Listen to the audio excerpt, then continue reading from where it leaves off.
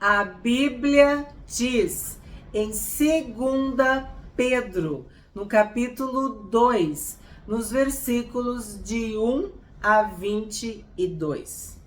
Assim como surgiram falsos profetas no meio do povo, também haverá falsos mestres entre vocês.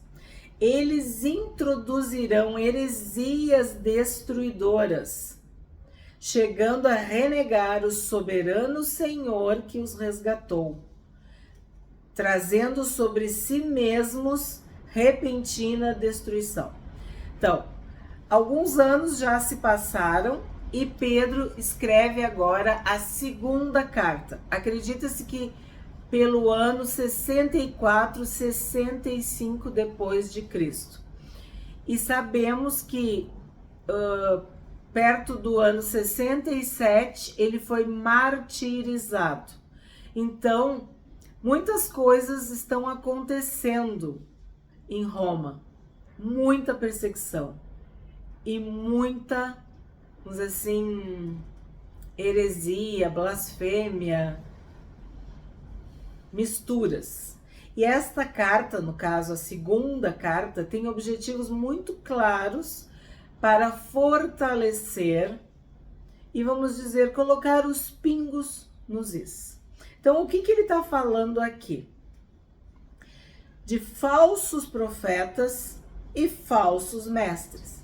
Então, se tem falso profeta, é porque tem profeta verdadeiro. Se tem falso mestre, é porque tem mestre verdadeiro. Se tu segue a Bíblia, tu vai identificar a falsa profecia e a falsa doutrina ou o falso ensino. Porque tudo aquilo que vai contra as escrituras é falso, é engano, é ardil, ardiloso, é uma cilada, uma armadilha, um sofisma, uma mentira, um erro, um equívoco. Por isso a importância de lermos a Bíblia, lermos as Escrituras, sabermos o que a Bíblia diz, para não sermos enganados por falsos profetas e falsos mestres. E o que eles fazem? Eles introduzem heresias destruidoras. Eles usam como base a palavra de Deus, mas começam a acrescentar, a tirar, a subtrair, a diminuir a palavra de Deus. Ou acrescentar, aumentar, exagerar a palavra de Deus. Então, o que Pedro está alertando aqui? Sobre os falsos mestres, contra os falsos mestres.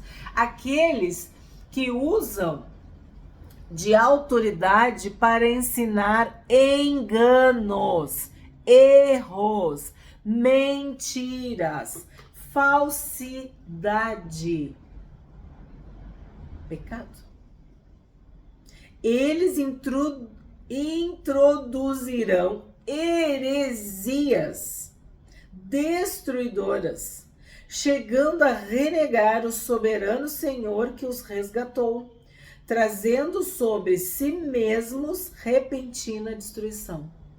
Porque o que a Bíblia diz? A Bíblia diz que se tu acrescentar alguma coisa, Deus vai acrescentar flagelos sobre a tua vida. Então, por isso, essa repentina destruição. 2, que Deus nos livre dos falsos mestres, desses enganadores. 2, e muitos seguirão as suas práticas libertinas, e por causa deles, o caminho da verdade será difamado. É o que a gente tem visto hoje em dia. Tu vê, isso aqui, no ano 64, 65, esse texto.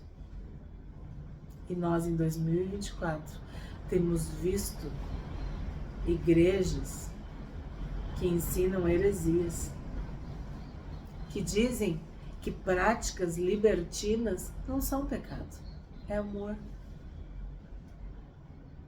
Que Jesus nunca condenou a prática libertina deles, que Jesus só pregou o amor.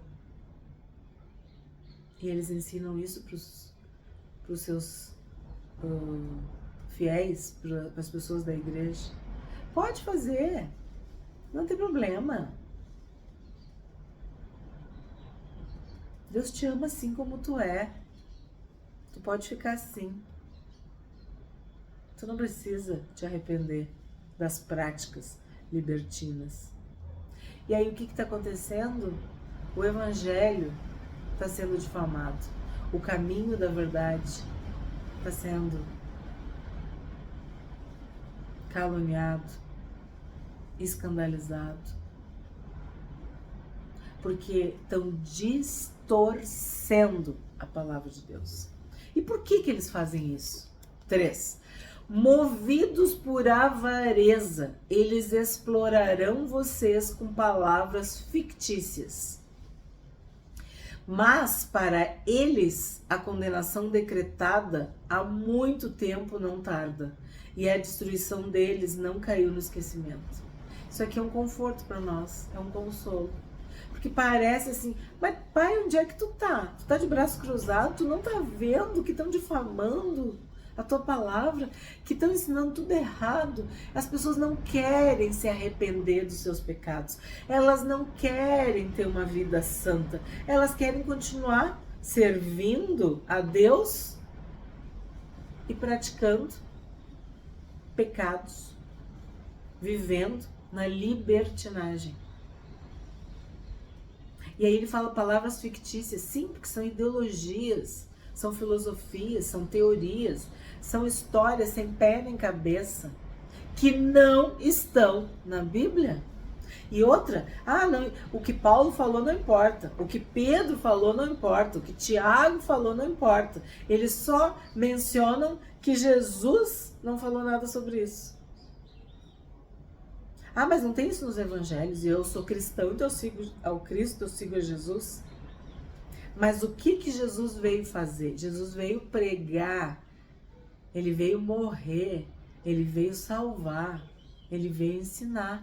Mas o que aconteceu depois da ressurreição de Jesus? Ele diz que nós deveríamos ir pelo mundo, pregar o evangelho, ensinar, fazer discípulos, batizar. E a igreja primitiva, né, os pais da igreja fizeram isso, ensinaram, receberam revelação, receberam autoridade e poder do Espírito Santo para formar a igreja, para desenvolver, aperfeiçoar.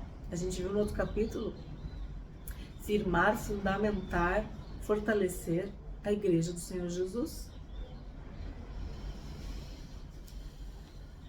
Mas a condenação deles já está decretada há muito tempo e não tarda. A destruição deles não caiu no esquecimento. 4. Pois Deus não poupou anjos quando pecaram, mas lançando-os no inferno, prendeu-os com correntes de escuridão, reservando-os para o juízo. Aqui tem uma coisa muito importante para nós. Aqui deu um vento que bagunçou tudo aqui, ó. Pois Deus não poupou anjos quando pecaram. Então, quem era um anjo que pecou? Lúcifer, Satanás. Só que ele pecou sozinho? Não. Ele levou 1/3 com ele. 1/3 seguiu Satanás, seguiu Lúcifer e foram expulsos da presença de Deus. Então, Deus não poupou anjos quando pecaram, mas lançando-os no inferno, prendeu-os com correntes de escuridão, reservando-os para o juízo. Isso aqui é muito importante, porque eu já falei várias vezes para vocês, mas por que Deus não destruiu Satanás, não destruiu esses anjos todos. Por quê? Por quê? Porque Deus os lançou no inferno. Mas eles estão presos com correntes. E há um espaço. Vocês já viram às vezes quando... Agora é proibido, né? Mas antigamente os cães, os cachorros, eles ficavam presos assim, num arame, num ferro, e eles podiam ir para lá e para cá, mas eles estavam presos. Então, se tu ficasse fora da área de ação da corrente, daquele espaço, ele não ia poder fazer nada para ti. E é exatamente assim. É exatamente assim. Se tu estiver longe de Satanás, longe da área, do raio de ação dele, ele não vai te fazer mal nenhum. Ele não tem poder contra os filhos de Deus. Mas os filhos de Deus têm que estar na luz, tem que estar na presença de Deus, na presença de Jesus. Tem que serem cheios do Espírito Santo de Deus. O nome de Jesus está sobre as nossas vidas. Nós temos o nome de Jesus. Nós declaramos Jesus sobre as nossas vidas e por onde a gente anda. O sangue de Jesus, lembra que a gente viu a aspersão do sangue? Nós estamos cobertos, lavados, purificados, guardados, protegidos pelo sangue de Jesus. Então, Satanás e os anjos maus, os anjos caídos, estão presos com correntes de escuridão.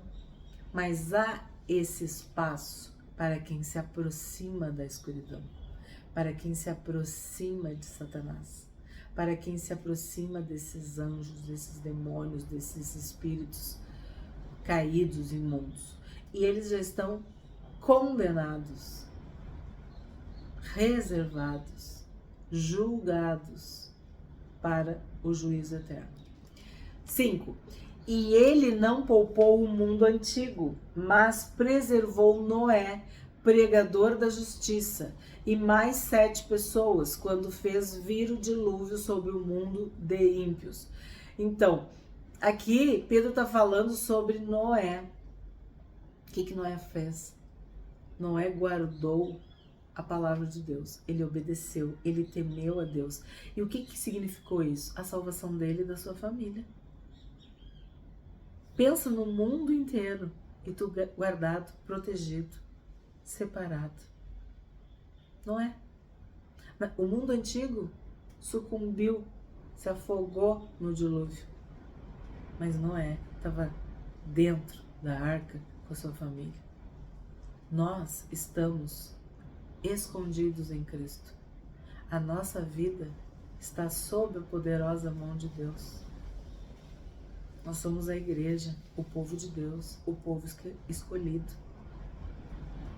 Então, o mundo está morto, está no maligno, mas nós estamos salvos, guardados, protegidos. 6. E reduzindo as cinzas as cidades de Sodoma e Gomorra, condenou-as à ruína completa, tendo-as posto como exemplo do que viria a acontecer com os que vivessem impiamente. Mas livrou o justo Ló, que ficava aflito com a conduta libertina daqueles insubordinados. Porque esse homem justo, pelo que via e ouvia ao morar entre eles, atormentava sua alma justa, dia após dia, por causa das obras iníquas que aqueles praticavam. Às vezes, nós estamos cercados por um mar de gente ímpia. Às vezes, tu é o único salvo na tua casa, na tua família, no teu trabalho. E sim, tu atormenta a tua alma de tanta maldade, de tanta impiedade, de tanta conduta libertina, de tanta rebeldia, desobediência, insubordinação, pecado. Isso dói, te entristece, te envergonha, mas Deus é fiel e Ele há de resgatar, Ele há de salvar, ele há de proteger. Ele tem um compromisso com os seus. 9. Assim, o Senhor sabe livrar da provação os piedosos e manter os injustos sob castigo para o dia do juízo, especialmente aqueles que, seguindo a carne, andam em desejos impuros e desprezam qualquer autoridade. Atrevidos, arrogantes, não temem difamar os gloriosos seres celestiais, ao passo que anjos, embora maiores em força e poder, não proferem contra essas autoridades sentença difamatória na presença do Senhor. Então, o que a gente vê? Que existem pessoas que são tão injustas, tão impuras, tão desprezíveis, tão desobedientes, tão afrontosas, tão atrevidas, tão arrogantes, que difamam, que proferem sentença difamatória, quer dizer, que fazem e acontecem. Sim, atrevidos, desaforados, afrontosos, desrespeitosos. Mas Deus está mantendo esses injustos sob o castigo para o dia do juízo. É aquilo, nós não precisamos fazer justiça com as nossas próprias mãos. Nós devemos esperar pela justiça divina, pelo dia do juízo. Porque esses que deliberadamente difamam e afrontam a Deus e a toda a autoridade, eles estão trazendo juízo para si mesmos. E aí Pedro compara que os anjos não fazem isso. Os anjos.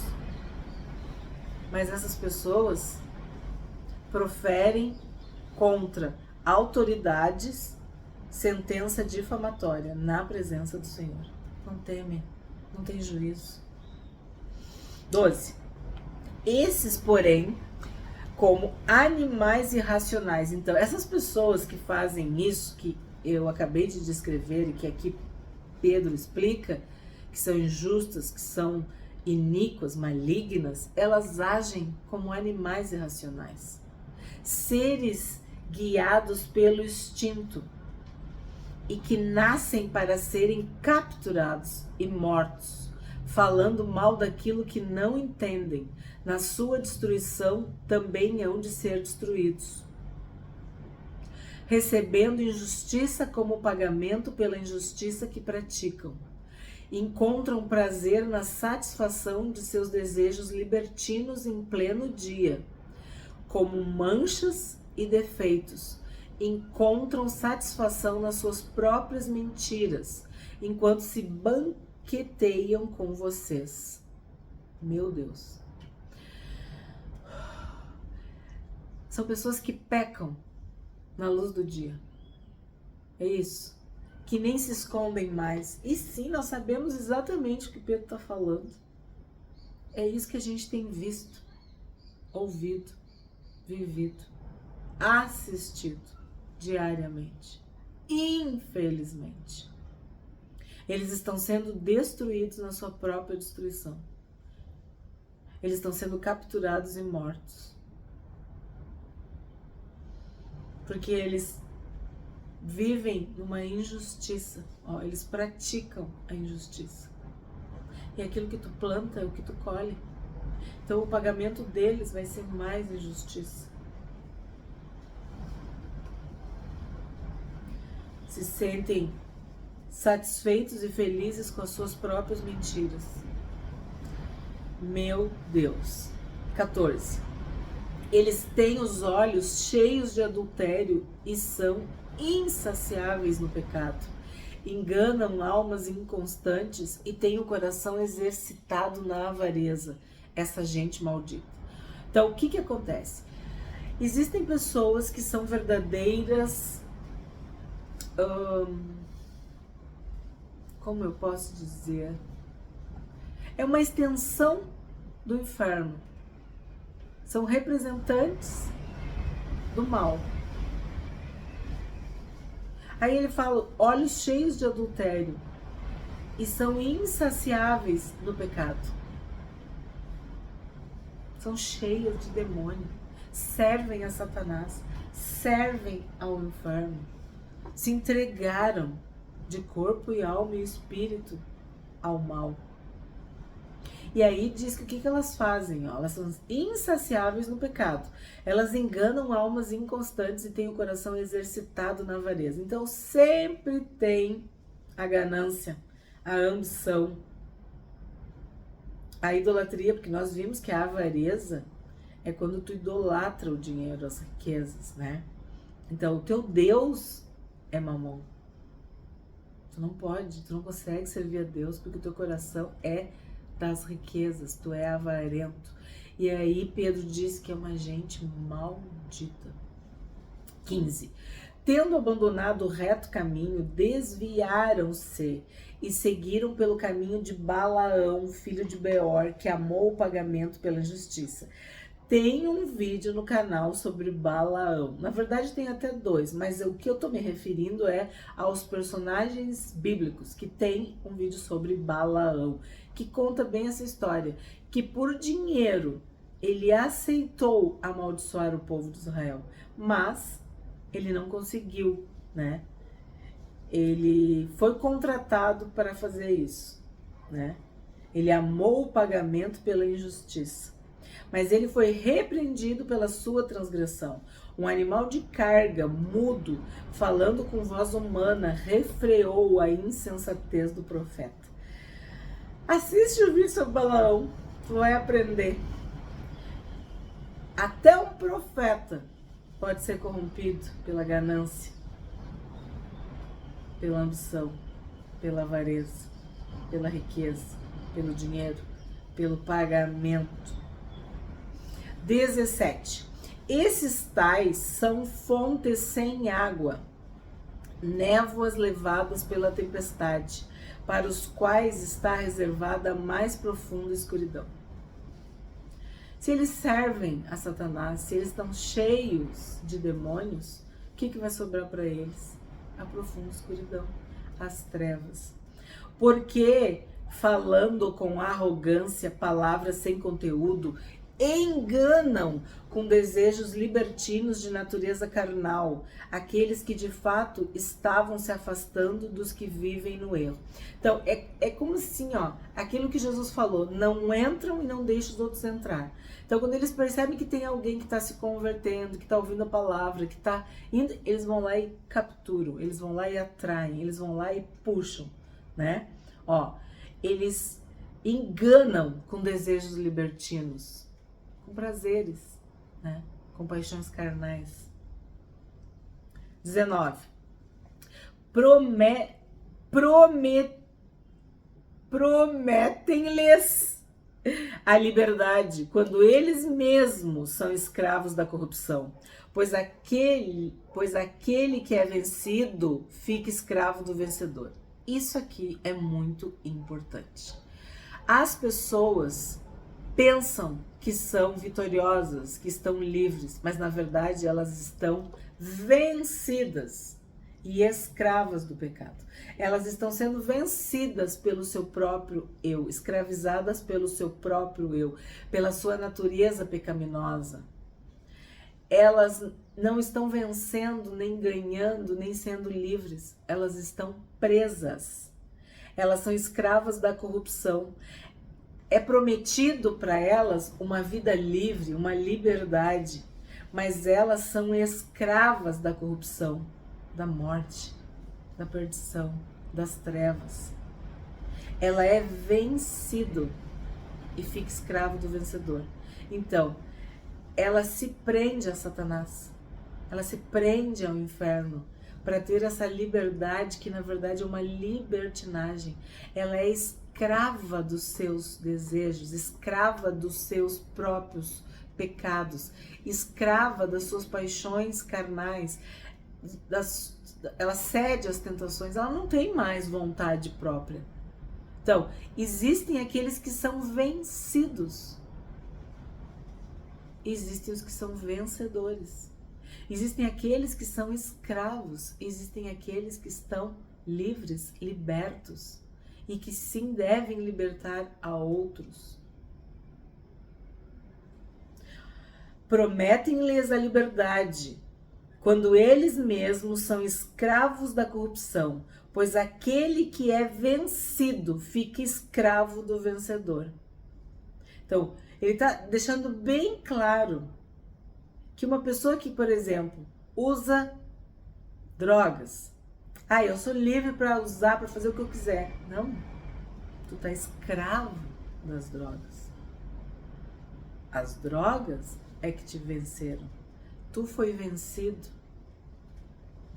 pelas drogas. Isso é um exemplo, né, que eu tô dando. Mas o adultério, a mentira, a insensatez, a loucura, tudo isso vence, aprisiona, derruba, escraviza a pessoa. 20. Portanto, se depois de terem escapado das contaminações do mundo, mediante o conhecimento do Senhor e Salvador Jesus Cristo, se deixam enredar de novo e são vencidos, o seu último estado se tornou pior do que o primeiro. Então, eles foram vencidos pelo mal, foram vencidos pela tentação, foram vencidos pelo seu próprio eu, foram vencidos pela natureza humana, pela fraqueza da carne. E o último estado dele se tornou pior do que o primeiro, pois teria sido melhor que eles nunca tivessem conhecido o caminho da justiça do que, após conhecê-lo, voltar atrás e se afastar do santo mandamento que lhes havia sido dado. Como o Senhor Jesus falou, é melhor ser frio, né? Quente ou frio? É melhor ser frio do que ser morno, porque tu experimentou. Olha o que ele está dizendo. Tu conheceu o caminho da justiça. E depois que tu conheceu, tu voltou atrás. Tu te afundou. Tu olhou para trás. E nós não somos dos que olham para trás. Nós não somos dos que botam a mão no arado e olham para trás. 22. Com eles aconteceu o que diz certo provérbio muito verdadeiro. O cão volta ao seu próprio vômito e a porca lavada volta a rolar na lama. Aqueles, lembrem Hebreus, aqueles que foram iluminados e caíram. Aqueles que receberam a semente e o que fizeram? Enfraqueceram. O sol enfraqueceu, as fascinações, né? As tentações, as bênçãos. Tantas coisas podem fazer o cão voltar ao vômito e a porca voltar, né, a rolar na lama. O que a gente aprende hoje com esse capítulo 2 de 2 Pedro? Que Deus não poupou anjos quando pecaram, mas preservou a Noé, pregador da justiça, e mais 7 pessoas. Que assim como Noé foi salvo, porque permaneceu dentro da arca, porque obedeceu a instrução, a palavra de Deus, nós também, nós temos que permanecer dentro da palavra de Deus, dentro da igreja, tendo o Espírito Santo como nosso conselheiro. Nós precisamos desta presença, nós temos que estar dentro da arca, né? Sermos guardados, protegidos, escondidos do mundo mal em Deus. O Senhor sabe livrar da provação os piedosos. Aconteça o que acontecer, saiba, Deus tem um compromisso contigo. Ele te protege, Ele te livra. Há livramento para aqueles que são piedosos. Aquele que é vencido fica escravo do vencedor. E muitas vezes tu é vencido pelo teu eu, pela tua cobiça, pela tua inveja, pelas paixões carnais, pelas tentações. O cão voltou ao seu próprio vômito, e a porca lavada voltou a se revolver no lamaçal. Isso é aquela pessoa que conheceu o caminho, que recebeu a palavra de Deus, mas rejeitou, voltou atrás e se entregou ao pecado.